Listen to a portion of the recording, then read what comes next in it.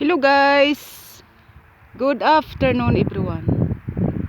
So we are now here in a small, ano ba to?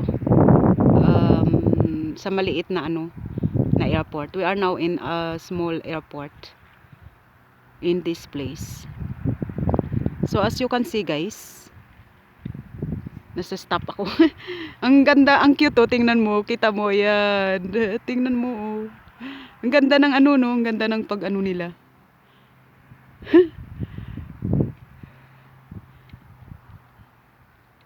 So, ang ganda ng style. O, ayan.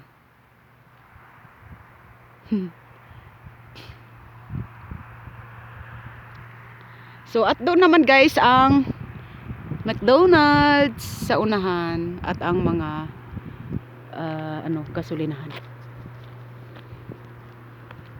So, ang ganda yun sa taas, oh. Yung nila, kumbaga paliparan nila, yan. Galing, Oh. Sa taas yung kanilang, parang yan, dyan yung guardhouse nila. Nagbabantay. Uy! Tingnan nun, Sig!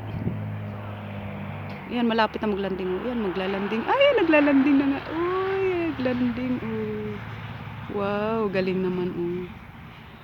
Naglanding. Kailang hindi na makita kasi dun sila sa likod eh.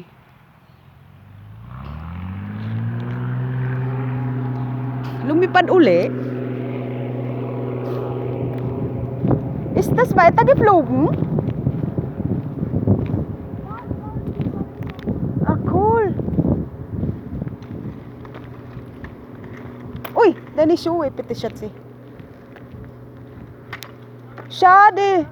Sayang, hindi ko nakuhanan. Ich hab's nicht. Ja, und dann, weißt du, wo die Worms sind drinnen. Oh, yan oh.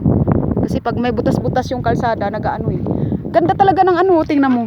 Siya believe, guys, Schatzi. Tingnan mo naman yung anhinger niya, yung kanyang Di ba? Cool, oder? Yeah. So, bisschen noch. Er hat sich aufgeregt, weißt du warum? Weil ich habe gesagt, wegen meinem Internet. Aber er hat sich gleich sofort aufgeregt. Was soll ich tun?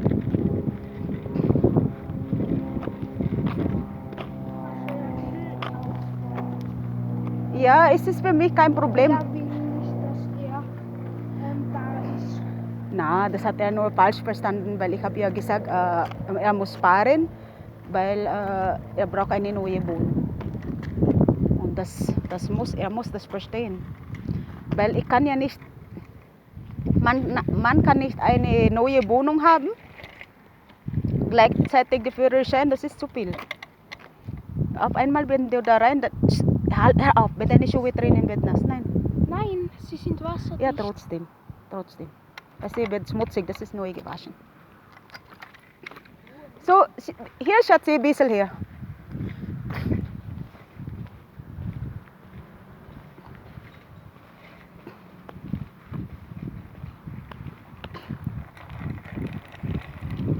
Aber wirklich cool.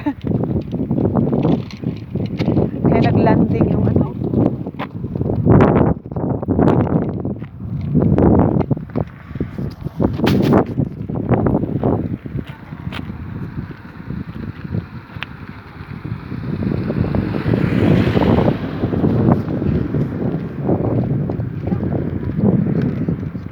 So, wir fahren noch bis dorthin und dann wird zurück.